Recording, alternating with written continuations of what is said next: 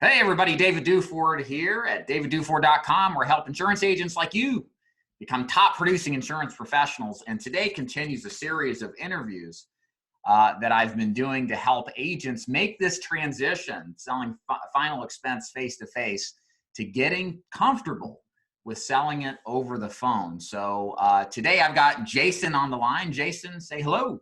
Hello.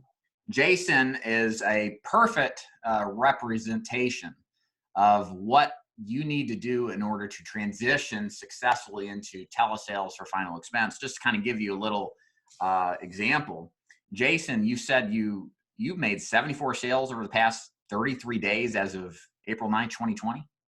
Yes. Yeah. So, and that part of that sales was face to face, but a heck of a lot of that has been over the phone. Is that correct? Absolutely. This week, 3.5 days, wrote 14, all over the phone, all telesales. Week prior, 15 plus, all over the telephone. Right. Nothing is face. Yeah, and that's exactly why I got you on, because you've got some background that you can tell us more about as far as your telemarketing background, but you're predominantly a face-to-face agent.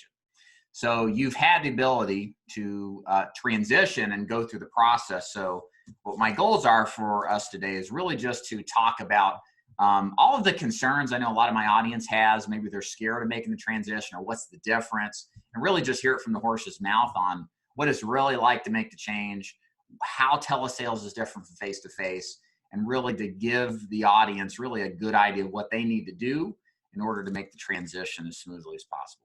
So, Jason, can you start giving us a little background about yourself to get going? Absolutely. So I've done insurance for over 16 years and done a lot of face-to-face. I dig face-to-face, love people.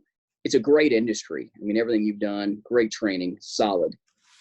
It's not, all smoke, no fire, like some other places for sure. So great information. Face-to-face, though, is where it's, that's where I've cut my teeth.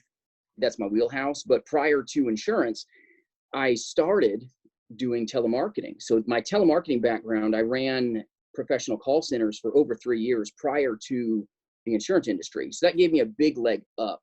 I did complete cold calling. This is back in the day of the auto dialer, prior to DNC regulation. It was awesome. I mean, we're calling people that do not know us from Adam, running a call center with a ton of people and selling things, whether it's milk delivery, newspaper circulation to increase whatever somebody wanted, we did.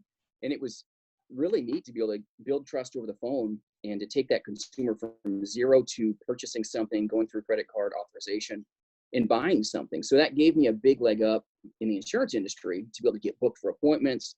And then now to go through this temporary pain that most people are experiencing and to be able to transition to telesales.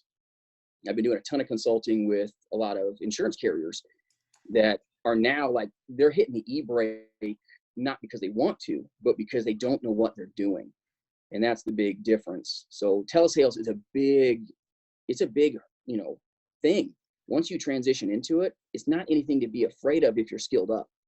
Right. You're skilled up, you're good to go. It's temporary pain, but you're transitioning, and it's a good transition. Good money to be made and lots of good people to take care of.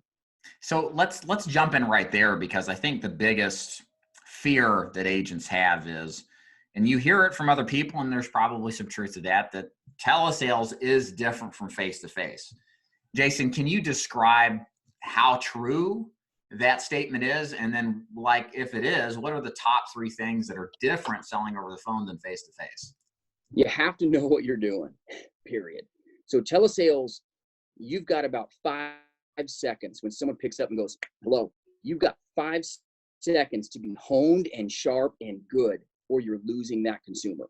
Face-to-face, you can be a goob at the door, and they're still going to probably say hi to you, not slam the door on you. With the telephone, there's no mercy. There's no mercy. With the telephone, you're either good in the beginning and catch that consumer's interest, or you just lost them forever.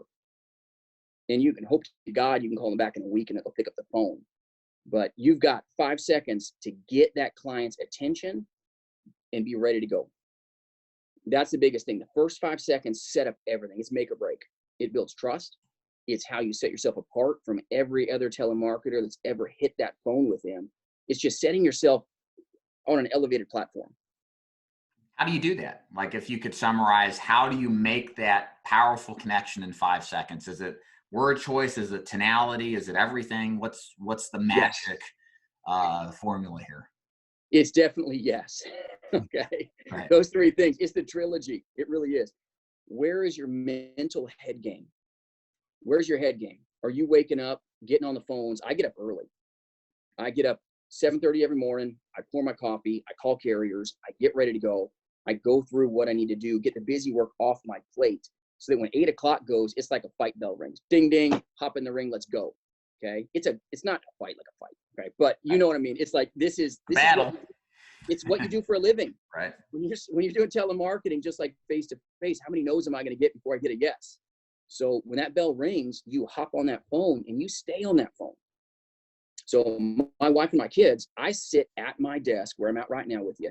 I'm glued to this desk from 8 o'clock to 5 o'clock.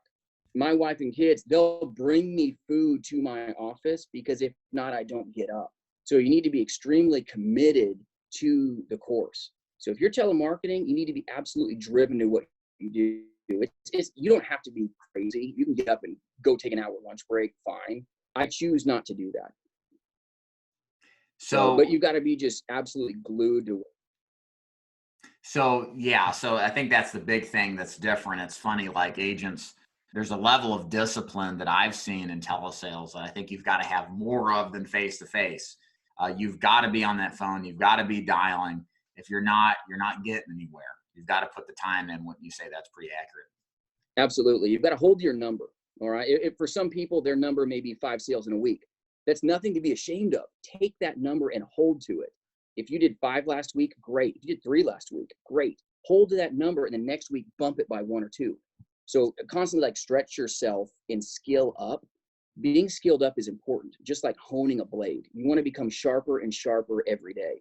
You're determining where you want to be and where you're going to go. So you never arrive. I've still not arrived. I've done this 16 years in the insurance industry, 3 years in the telemarketing industry doing management and training call centers. I've never arrived. Even when I ran call centers professionally as a manager, I told every one of the boys in the troops that says, listen, any gal or guy that wants to take my office, you tell me when and where, you pick the phone list, let's go to bat. You pick it, we're going to do the same list, same sales. If you beat me, you can take my job and take my office. Until then, you're going to listen to me. And I never lost my job. And I've only had 3 people that ever bucked up and says, let's go, boss, let's do this. All right. And when they did, I was proud of them. Yeah, right, right. You never arrive. So it's like, for them to be able to say, let's go, buddy, let's do it. And I'm like, awesome. How many hours you want to roll at this? 3 hours? Let's do it. You beat me, take my office. I'm done with it anyway. Let's do this. So it's like, to be able to be in a place that you don't arrive, like, that's important. You got to never be out of a state of learning. In other words, you can't be satisfied. Never.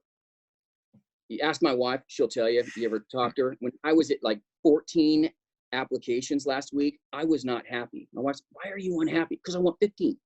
And I worked Saturday. I worked Saturday morning, I got it.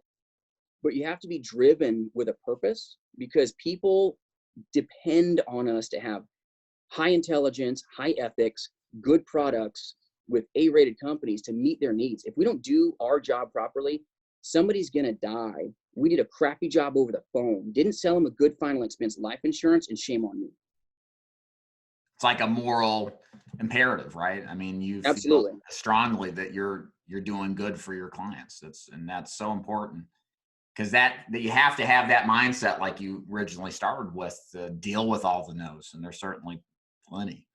Oh, there's a ton of rejection in the telemarketing arena. You better have thick skin. I mean, you're gonna have it. I mean, that's why so many agencies are scared right now. So many agencies are scared because they don't know what they're doing. The fear of the unknown is way worse than the fear of the known. Yes. It's uncertainty that causes most fear. Absolutely. And it's when you lose momentum, this is no different than like having a train, a locomotive. And I got a buddy that was an engineer as a locomotive driver. He was heavy into the steam trains. And you're fine. Once you have that momentum and you're driving forward, everything's great. It's smooth. Chuck a little coal, keep that thing rolling. The moment you stop that train, it takes a tremendous amount of force to get that train rolling again. In the telemarketing arena, you have to have consistency. You have to have forward momentum. So once you have a sale or two in the course of your day, don't sit back on your laurels. Keep going, keep going. The best time to get a sale is when you just got one. Now, before I forget, for you all out there that like what you see so far, Jason does have a YouTube channel.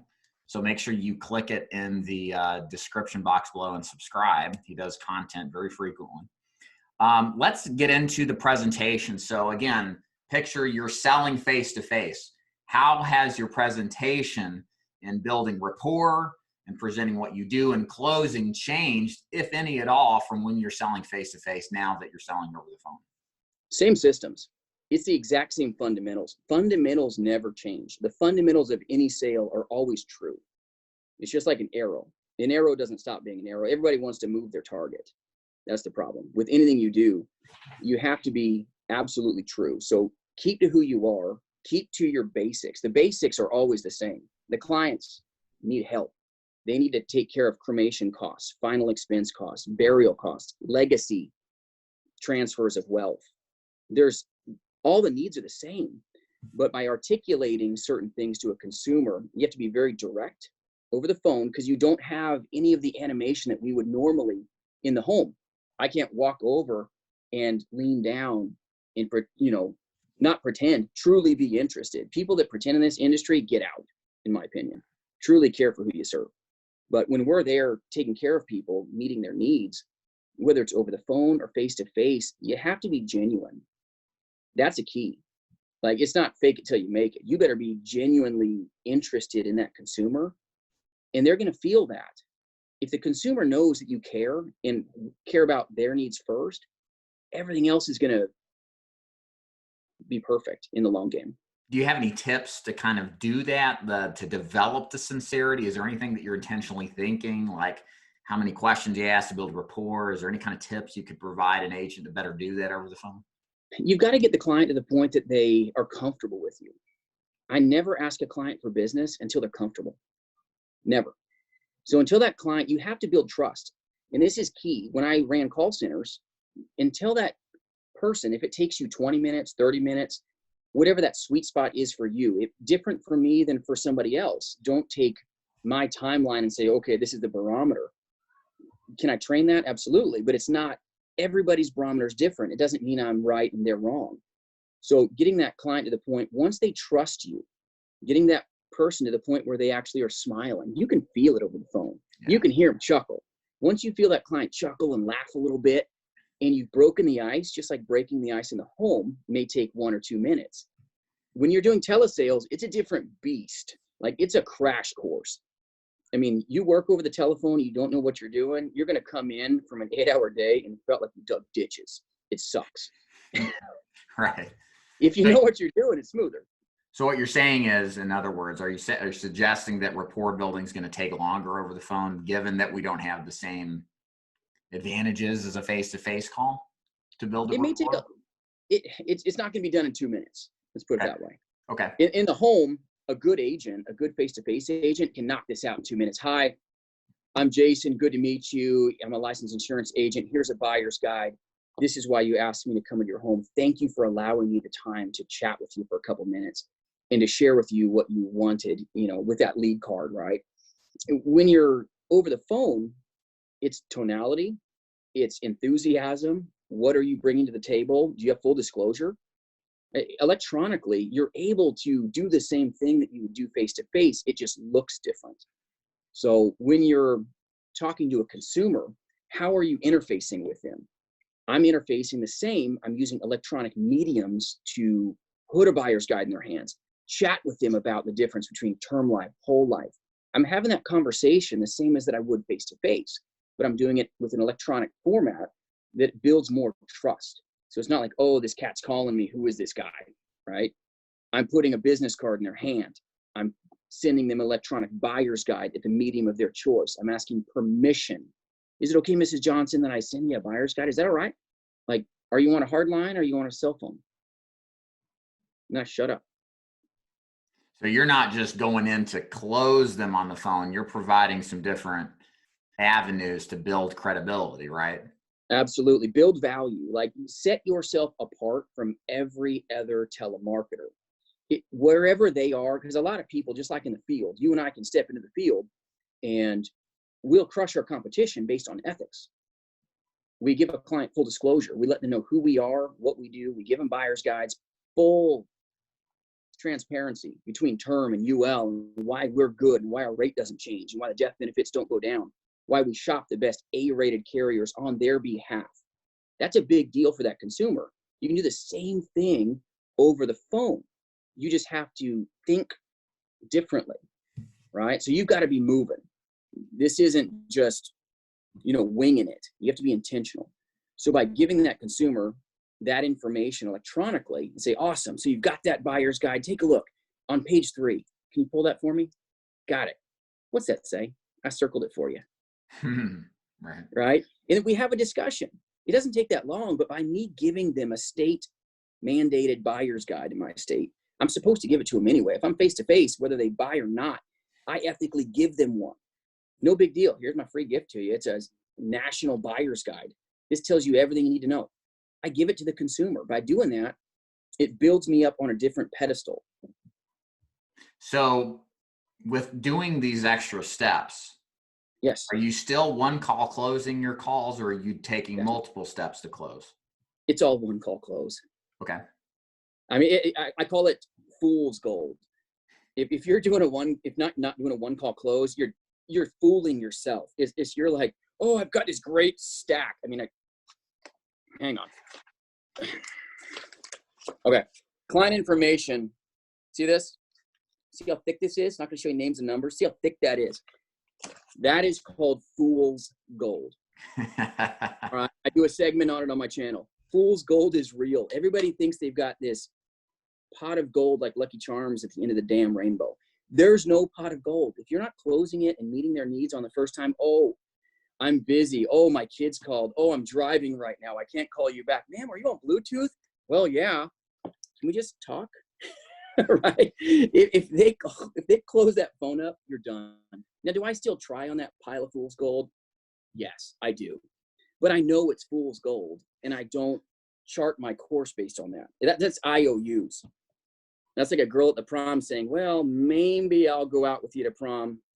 I'll get back with you. That means no. You're right.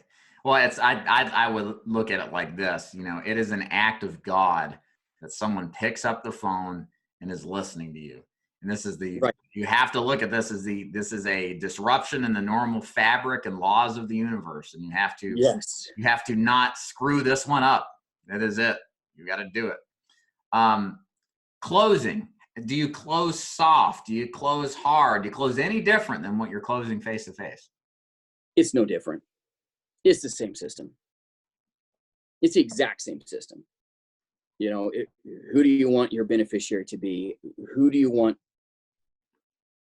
That's it. Who do you want your beneficiary to be? Talk to them. Do you have a kid that's more responsible than somebody else? I got 4 kids. I want them all to be my beneficiary. I'm like, I got 3 kids myself. Let me tell you, only one of them would ever get a check. The rest of them are good kids. They don't have it in them, right? So have that conversation with the client over the phone. It's just be real. Like, the more real you are, the less robotic you are, the more intention and professionalism that you bring to that, you're good to go. I mean, it's temporary pain for a lot of people because they're not skilled up. It would be like, I'm not a boxer, okay? I'm not. But if I was told that, hey, Jason, you're going to be hopping in a boxing ring tomorrow, or in a month, tell me you're going to hop into a boxing ring in a month. Everybody got thrown into the boxing ring of telemarketing within days. Like, Corona shut my state down fast. I saw it coming. I prepared for it. Yep. But you get thrown into a boxing ring and you may be an MMA guy. If you got to do the boxing stuff, you're going to probably get your butt kicked without good skill. Right. It's a different set of rules. So, question about leads. So we're going to get into leads and what you're doing in a second, but I have a question about how you're getting leads. You're getting leads fairly much all the same, right? Pretty much locally to where you live. Right. So do you think your leads have any bearing? Now, the location of the leads have any bearing in your effectiveness to sell over the phone? So should an agent, does it really matter if you're targeting locally to your city or if you've got to take multiple states? Is there any advantage that you've got doing what you would do versus going to a larger geography? My advice is to work your own backyard. Like, water your own dang lawn. Everybody thinks like somebody else's lawn is greener until they get close. Yeah. They don't see dandelions. All right. I'm just saying it, like, water your own lawn. I'm using my own state. I'm using my own backyard, using direct mail. I think it's valuable when you can talk to people that say, hey, listen, I'm 20 minutes from you. I work where you work. I'm up there all the time. If it wasn't for what we're doing right now, I would come meet you. I can't meet you right now, but I can at least digitally place this material in your hands like I would if I drove out to see you. And you're having that discussion with him. You can't have that transparent discussion with anybody outside your state without lying. Right. Okay. And high ethics give a high result. So right. I'm a big proponent of work your backyard, work people that are around you, because then when you're done, when this stuff blows over, and it will blow over, now you can go back to that client. You can build higher AP, build second policies, third policies, build that relationship to a better level that you're not going to be able to do that out of state. Yeah, I think that's powerful advice. I think with all of us being thrust into telesales, willingly or unwillingly, right? Use every advantage that you can, and I think that's an important edge. So you mentioned something, though, I think we have to talk about. I know there's probably some concerned individuals out there. You mean that Jason's doing direct mail telesales? Say it ain't so. Isn't Facebook leads and telemarketing leads supposed to be better? What's your thoughts on the leads? How much do they matter? And kind of describe in more detail what you're doing. High quality leads yield a high quality result. The old adage, you get what you pay for, holds true. So the whole electronic web lead, those things go stale so fast. I don't care if it's a Facebook lead, web lead, a inbound lead. Those things go stale fast. I mean, if I was to ask you, David, what did you have for lunch 3 days ago? I don't know. Exactly. The consumer, it's low buyer intent. That's the difference. When you've got a low quality lead, it's extreme low buyer intent. I could have a mailed lead from 3 months ago. That client remembers checking the box at their kitchen table, putting ink on there with their phone number, their sweet little phone writing, which is really cool. They put their little return address label, lick their stamp or unstick it, walk out to the mailbox, put it in and put the flag up. And then I get it. That is extreme buyer's intent. Yeah. When you've got a disposable lead, as I call them, with most other mediums, they're not a bad lead. They're not wrong. It's just lower quality. You're going to need 3 to 4 to do the same result of what a mailed lead is capable of producing. Right. A mailed lead 3 months later, 4 months later, that client still remembers walking to the mailbox with that pink card, yellow card. And it's the leads that I use all say life insurance, says an insurance agent's going to contact you. It's absolute transparency. So when I call them, they're not like, smoke and mirrors. Right. I agree with you entirely. That there's the hot lead now is Facebook leads. It has been for a year or 2 years now, and tons of people are doing them. And yes, they do get results, but the thing with direct mail, you hit it on the head. There is so much more engagement, not just engagement, but nobody is holding a gun to these people's head to go walk this thing to the mailbox and send it off. And they've all received cards over the years. And guess what? They know somebody's going to call them, and sometimes they even show up. So the fact that they do that, again, another act of God. This is a very high quality lead. And it's refreshing to hear that this works in telesales. And do you think this would work if we weren't going through COVID-19 right now? Do you think that direct mail will still be a viable form of prospecting for you if you had to do telesales? Oh, absolutely. I mean, nothing's going to change. The fundamentals always remain the fundamentals. Back when I ran telemarketing call centers, and if I was to call you for milk delivery, okay, I don't know what your milk delivery is around there. Around here at Smith Brothers, but if we were calling you for milk delivery, you're selling the sizzle of milk delivery. It doesn't matter what your widget is, whether it's insurance, whether it's newspaper circulation, to buy a subscription, or final expense. It's just a different widget. A higher quality lead is going to always hold true. It's a better lead. Right. We were cold calling back in the day. To get a warm lead like a mailed lead, dear goodness. I mean, it's awesome. What a wonderful thing. Yeah. When you come from a standpoint of like calling cold. Yeah. Oh, calling cold's brutal. It's brutal. I've done it. I mean, I don't even use CRMs. All the sales that I've done, it's these fingers dialing the digits. Yeah. So you're not using a dialer? I am the human dialer. This is it. And all the fingers are straight so far. Right. No rheumatoid arthritis for clients. So let's see what else we're going to talk about. Oh, carriers. What kind of carriers are you using? And what do you think is absolutely necessary as far as what advantages a telesales carrier should offer to give an agent the best opportunity to sell over the phone? You need to make sure that the carriers that you're using, I highly suggest Royal Neighbors, Prosperity Life, AIG, okay, are a big one. You know, there's some others, Liberty Bankers. They're pretty decent depending on the age group. Those are my go-tos.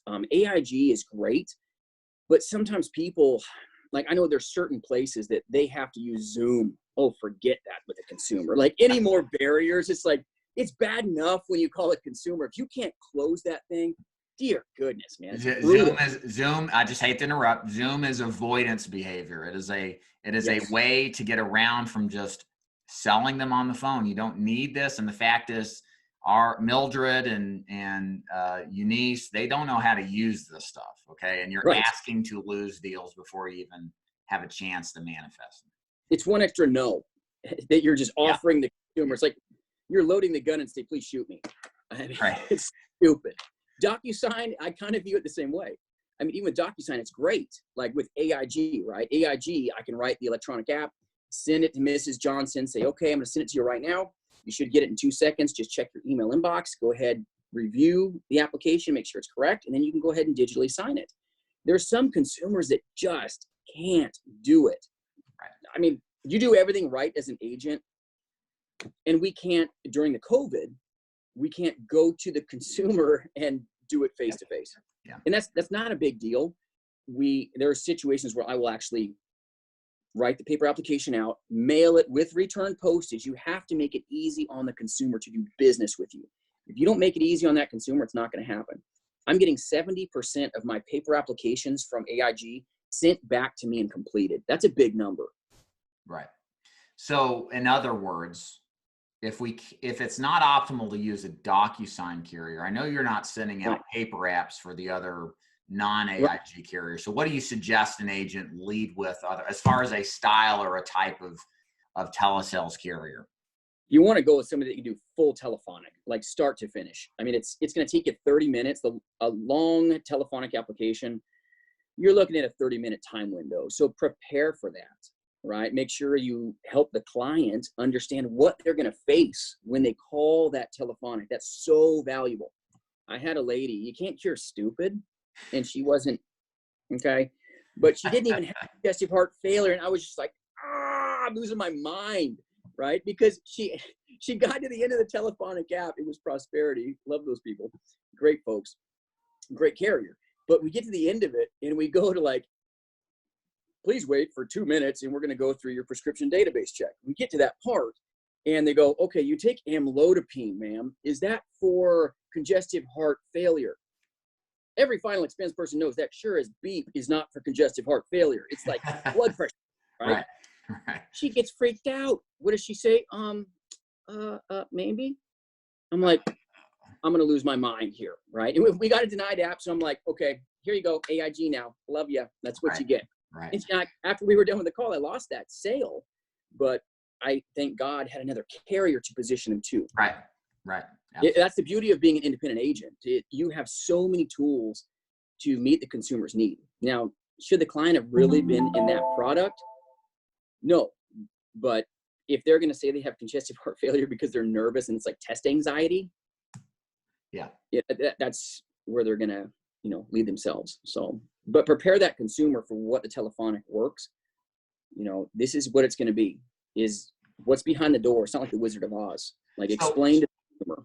So can you explain to agents out there that have never done a telephonic application what the advantages are with that versus, say, these apps that they may not require phone interview, but they require an e-signature? I know you've kind of talked why that's bad to do the e-sig, but what does the verbal authorization app provide as a benefit over the e-sig? Verbal authorization is where it's at. If you can do that and the client has the health to allow you to do that, go the telephonic all day long. That's your 100% go-to. Now, if the client doesn't have the health, you take them to the product that best suits their budget and their health. Those two things, budget and health. But if they've got the health to go Prosperity, they got the health to go a telephonic carrier with whoever you have in your toolbox, use the telephonic because you're going to get an instant decision. It's laid to bed. The client doesn't have to open up an email. One more opportunity for them to say no to you. One more opportunity for them to kill it. When you're off the phone, you thought you had a sale. That thing could just sit in their email for all of time. Right. So for you to have a telephonic sale and lay that thing to bed, huge advantage. Again, one of those examples of don't put unnecessary obstacles in your way of success. The verbal authorization product does everything on the spot, on the first call, closes the deal, gets it done, gets it approved, and you're on to the next sale. Anything else that you do, if you opt when you don't have to send out a paper app, or when you opt for an electronic signature when you don't have to, you're going to have fall off and unnecessary fall off. And there's good carriers now in most states that just have this verbal authorization process to make it as simple as possible. Oh, agreed. I've been hitting certain carriers. I'm like, guys, are you going to come with a telephonic? Can you give me anything to work with? They're like, sorry. I'm like, can't sell you for 30 days. Love you, but your product's great. I can't do you until we're out of this window. Right. Wonderful. But no, great advice. You're absolutely dead on. So Jason, I just want to say thank you so much. You've been extremely busy as of late. I know you'll continue to be extremely busy as of later. Right. Can you tell, so you work with agents, you have a YouTube channel. Can you tell us a little bit more about what you do and where you want agents to go to that want to learn more about what you're describing and how you could possibly help them? Sure. If agents need help, they can go to my YouTube channel, Jason Final Expense. They can also email me, finalexpense777@gmail.com. I return everybody's calls and emails when they, interface that way. And if they want to learn how to do what we do in the telesales arena, I do a ton of consulting right now for outside companies that don't know what they're doing. They don't have the confidence. So if they need help, they can reach out. Love to help them. Yeah, and that YouTube link is going to be below. It's going to be right on the front line. Just click that. It'll take you to Jason's YouTube channel for more information. Other than that, Jason, thank you so much. You're very kind for doing this. And I know a lot of people really appreciate you just confirming that all you have to do is work hard, be passionate about helping people, and put in the time, just like any other method, face-to-face or otherwise. So absolutely. So thanks a lot. And we'll see you around. See you. You're welcome.